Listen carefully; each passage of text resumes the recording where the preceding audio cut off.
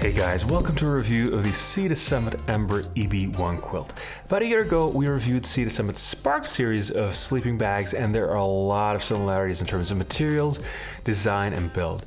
They both represent the top of Summit's lineup, made to be as light and as compressible as possible by using very thin, very light fabrics, and both are aimed at hikers or bike packers who want their sleep system to be as small and light as possible. The Ember EB1 is a summer quilt rated for 10 degrees Celsius, that's 50 degrees Fahrenheit, and it's the lightest in a lineup of 3 quilts in the Embers series. There's also a 2-degree version and a -4-degree version. And so I was kind of expecting the conclusions of this review to be more or less the same as last year's review. A solid product, just about the lightest on the market among the bigger brands, but with temperature ratings that are perhaps a bit optimistic. The reality is a little different and confused me for a while because, while quilts are very popular among ultralight hikers, people striving to travel as light as possible because they offer a better warmth to weight ratio. And that makes sense because they have no zipper, they have no hood, and they don't have the part of the bag that's underneath you, letting you sleep straight onto the sleeping pad. It turns out though that within the Summit lineup, saving weight is not a reason to go for a quilt. On the contrary, actually, while the Spark 1 and the Ember 1 are the same price, the Spark 1 is both rated for colder temperatures and significantly lighter than the Ember 1. Same goes for the Spark 2 and 3. The sleeping bags are warmer but lighter.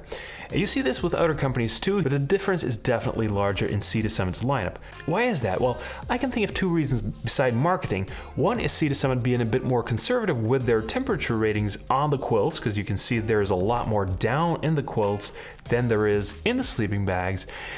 Another potential reason has to do with the way the footbox is designed. While most other manufacturers design their quilts in such a way that you sleep with your feet inside a footbox on top of your sleeping pad, the Ember encloses the whole pad, creating a single sleeping space, which may indeed take a bit more fabric. So it's a different approach to quilts, and definitely something that you should know if you're coming from a different brand of quilt. I've seen some reviewers bashing the footbox, saying it doesn't close all the way and leaves your feet cold, when in fact they were just using it wrong. To be fair, it's not super clear from the marketing materials, and most other manufacturers do it the other way. So, if not for the weight savings, why would you consider a quilt? Well, I think the main argument is familiarity and sleep comfort. And the familiarity comes from the fact that you can sleep the same way that you use your blanket at home. We do a lot of unconscious heat management while we're asleep. You draw your blanket a bit higher when it's cold, you stick your limbs out from under it when it's too warm. It's all very much personal preference, of course, but with sleeping bags, I find myself waking up more often because heat management requires zippers and cinch cords. I don't know, maybe the real mark of an experienced hiker is being able to do all that in your sleep. Now, if you think of a quilt as a down blanket, and I know I did at first, you might assume that it's only for summer use. You might go, well, this won't keep me warm in colder weather because A, it only covers the top while sleeping bags wrap around me and trap the heat inside, and B, I move around in my sleep and that quilt is never gonna stay put.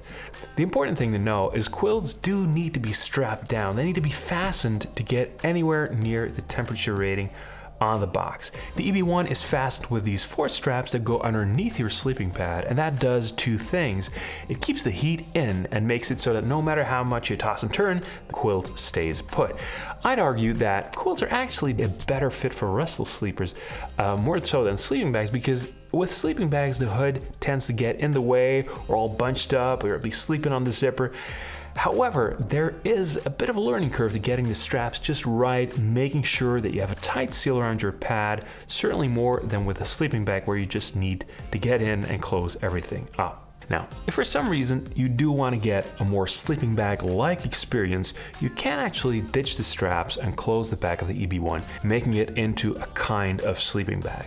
I doubt that will be significantly warmer when used with a sleeping pad though. You will have to lie on top of the snap buttons, and of course, it won't have a hood. That lack of a hood isn't a big deal in summer, and there's a couple of ways around it in colder weather. You can either wear something underneath that has a hood, like a hoodie or a down sleeping hood, or what I usually do when it gets colder, just wear a puffy under your quilt. Also, if you're not too tall, you can buy the long version and kind of make your own hood the way you would in a very cold bedroom. There's no draft collar, but Sea to Summit's included some hand warmers, at least I think that's what they are, so your hands get some extra warmth while you tuck in.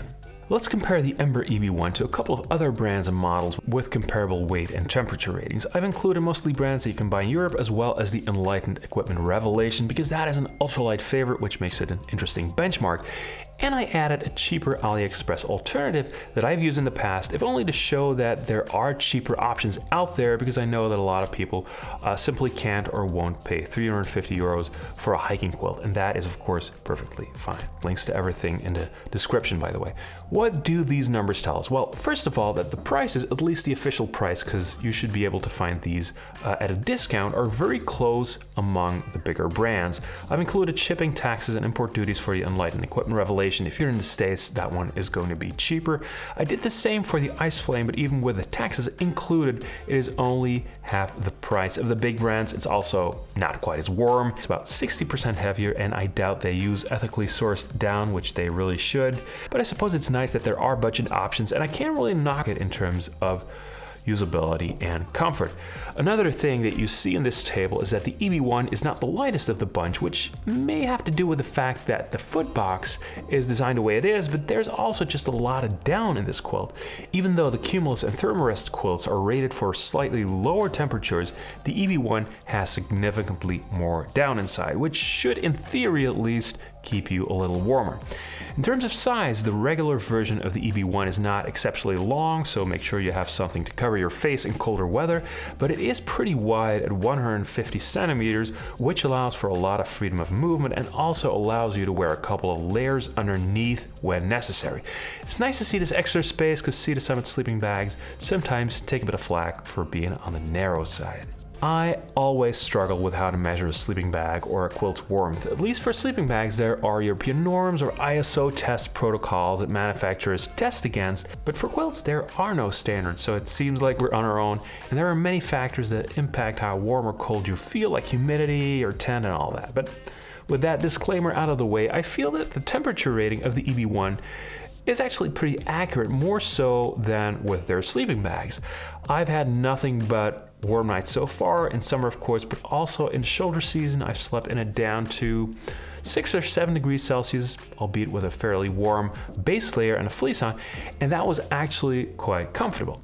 My take is that Sea to Summit didn't skimp on the down, and it does show. Aside from the fact that they're a bit heavier than you might expect, I don't really have a lot of negatives to share about the Ember series, but I do think the footbox design is inherently more fiddly than the system that most manufacturers use, because there are simply more straps. You've got 4 of them on the EB1 versus only 2 on the Enlightened Equipment and the Cumulus, but also because you can only really adapt them underneath your sleeping mat. So if it's the middle of the night and you're in a one-person tent, maybe some condensation on the wall so you don't want to touch those, turning your mat upside down to get to the strap adjusters or the wafer clips is gotta be a bit of a struggle. Of course, if it's more or less the same temperature every night, it's a set it and forget it kind of system, and if you're smart, you can dial it in at home before you leave, then perhaps just be done with it. But the first time you try it out, or the first time the temperature drops, some curse words are to be expected. That's pretty much it for disadvantages. I think the quilt feels like it should probably be handled with care, as the fabrics are very thin and light, 7 denier for the lining and 10 denier for the shell. The colors are very light as well, so I expect with heavy use they might get dirty, and that's perhaps extra important for summer quilts since you'll be wearing fewer layers underneath. Sea to Summit is big on sleeping bag liners. I don't use them personally, but they do help to keep things clean. I like the design. I think it's a great look, even though that doesn't really matter. And for some reason, I keep wanting to put the yellow side on the outside. I think there's some shots of that in the video, so before you comment, I know I just keep forgetting. One last word on, well, building a system, if you will, of gear that you can use year-round without having to buy separate stuff for every season. It obviously depends on where you are in the world and what kind of hiking you want to do, but if you only want to get one item, a lot of thru hikers swear by quilts that are rated for around 20 degrees Fahrenheit, minus 6 degrees Celsius, because those can be light enough to be usable year-round, and if it's any colder, then you can combine the quilt with other bags, layers, puffies, what have you. But obviously, such a quilt is going to be way overqualified for summer hiking. And using the EB1 made me think that for me, the perfect combination might perhaps be a quilt like this and a sleeping bag like the Spark SB2 or SB3, because you can combine these pretty easily. Sea to Summit has a special feature for that because they like to over-design everything, but if you have a different brand of bag, it's an easy thing to DIY. That way you could just take the quilt down to maybe 8 or 10 degrees, use a sleeping bag down to freezing, and use both together when it gets really cold. Just a thought. Okay, in conclusion, there are some debates that you just know will not be settled in our lifetime, like hiking boot versus trail runner, tent versus hammock, and of course, sleeping bag versus quilt.